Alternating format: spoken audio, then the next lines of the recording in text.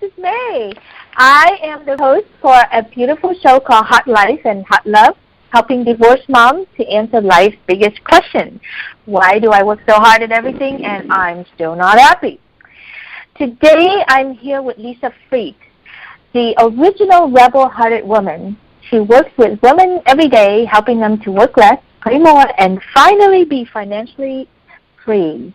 And this interview is actually super awesome for me because I get to interview Lisa, my hot success story.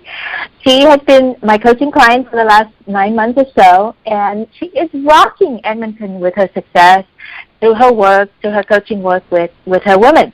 So, Lisa, I'm so glad to have you here today, and I'm so glad that we will be talking about your Ignite the Night event because it sounds like that is super hot for the community up in Edmonton. Welcome.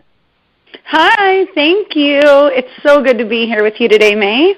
Yay! I know, it's finally here, right? So, Lisa, before we dive in to Ignite the Night event, tell them a little bit about yourself and, who are you and what life is like and a little bit about your history, what life has been like. Awesome, I'd love to. So I am the mother of a 4-year-old spiritual teacher named Delaney. I love her. She is so awesome. I'd love to even be able to share with you her wisdom of today. She keeps me on my toes. She was like, "Hey, look at me, Mom," while she's standing there with one leg wrapped around the other, balancing on one foot, hinged at the waist, arms stretched to the sky. And I'm like, "Wow, Deli, that's impressive yoga skills you have there." And she's like, "Mom, I'm doing Kung Fu. How do you not know the difference?" I love it.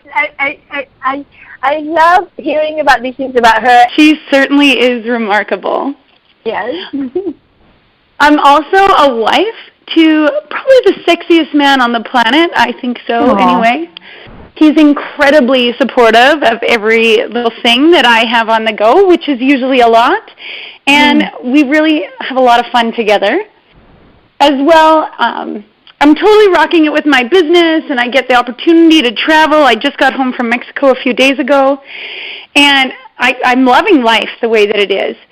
But one important thing that I want you to know is that it certainly has not always been that way. No, you weren't born this way? Come on. No, not quite. Maybe I was born this way. I just hid it really well. Not long ago, I was this corporate shooting star. Think entry level to CEO in less than 6 months. And I was next in line to be the president of a world-class organization, and you'd never believe what I did.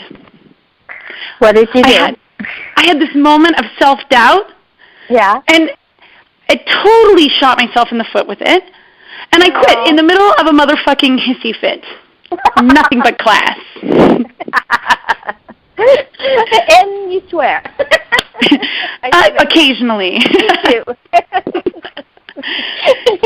I love that you said earlier when we were talking and you said that, oh, heck yeah, if I don't swear, I run out of things to say. Exactly. One thing that you'll get to know about me is that I would rather say fuck than fine anytime. Fuck then fine. Oh, that should be one of those. That should be one of those signs. Maybe we can make one that says, keep calm and say fuck or something. Love it. Yeah.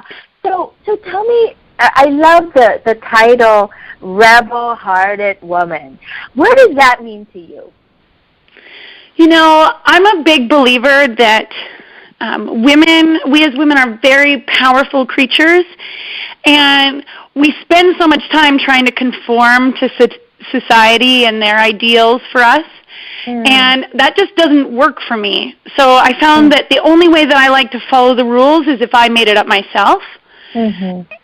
And it treats me really well. I'm the queen of imperfect action, and I do big, bold things every day. And including having hissy fits and then end up shooting yourself in the foot and recovering from it. Absolutely. So this is what I love so much about you. You're so authentic about it, and you can just laugh about such a major life turnaround, right? I mean, like, we all, who has not shoot themselves in the foot at least 3 times as we grow ourselves through our corporate career or our business career, whatever that we do. You know, we always tend to shoot ourselves in the foot, and I love how you take a stand for that and how you speak to that for other women, to help them really reclaim and heal all that stuff so that they can forgive themselves and keep moving and getting bigger and bigger and sustain their success. Well, what I loved about it is, like, at the time that I was doing it, it hurts. Like nobody's business. It certainly wasn't all roses. Absolutely. And to be able to recover from that, like, it was such a gift to be able to, it was almost a time of rebirth. Like, wow. Okay, cool, I know that I can be hot, and I know that I can fuck it up. And now I'm living the life that I feel that I was absolutely meant to. Right. We kind of have to, like, fuck it up a few times in order to, like, dial into the life that we're supposed to be living. Love it. Yeah, otherwise we're just playing it safe, and nobody gets fully served playing it safe. Right, right. So speaking of that, you know, it wasn't, I remember when this idea of this evening, Ignite the Night, came to you, and then you did it, and then it was a huge success, and people are coming and flocking to you. So tell us a little bit about Ignite the Night event. Oh, I get so excited about Ignite the Night. It is a beautiful event.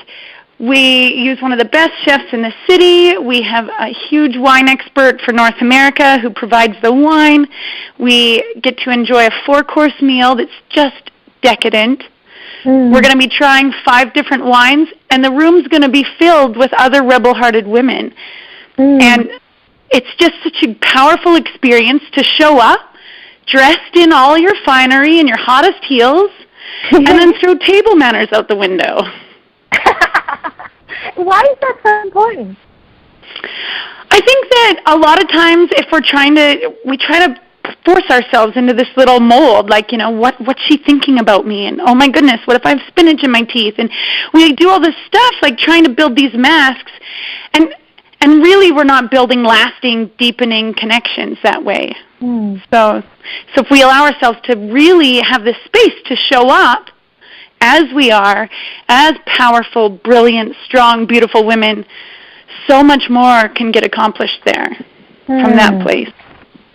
So I take it the night or the event is about taking off the mask and connecting with each other. Tell us what it's about. Yeah, like for me, when I dreamt up this event, I was like, oh, wouldn't it be awesome if all these powerful women got in the same room and they realized that it was okay to surround themselves by other women like that, and it's okay to ask for help. It's encouraged to make friendships and deep, strong connections with others. And it's okay for us to be who we are and stand really in that feminine power and energy. Wow. And so that's why they're coming. I mean, I'm blown away by your immediate success around it, and I know that part of it is because of you and the beautiful light that you are, and part of it is that you're really responding to a need. Like, you just seems like you tap into a need of the community. And do you want to say something about that? Well, what I found is that women, as a whole, like this is one of the reasons why I shoot myself in the foot, is I would find myself getting really competitive with other women, especially strong women. Yeah. And and it actually scared me that there could be other really powerful women. Like, oh my God, like what if they do better than me, or they're bigger than me, or they, you know, and they achieve such great things. And then it occurred to me that, like, what if I aligned with that? What if I was able to create a community where we could all align with that? We would be unfucking stoppable. And what does it mean to say align with that? For me, I live a lot of my life based on how can I help you do what it is that you do, spread your message and serve your people. And to really promote other women in business or other women doing whatever it is that they want to do, truly be, instead of just like, oh, you're a mom. Mom should look like this. A wife should look like this. And heaven forbid you want to have all of it.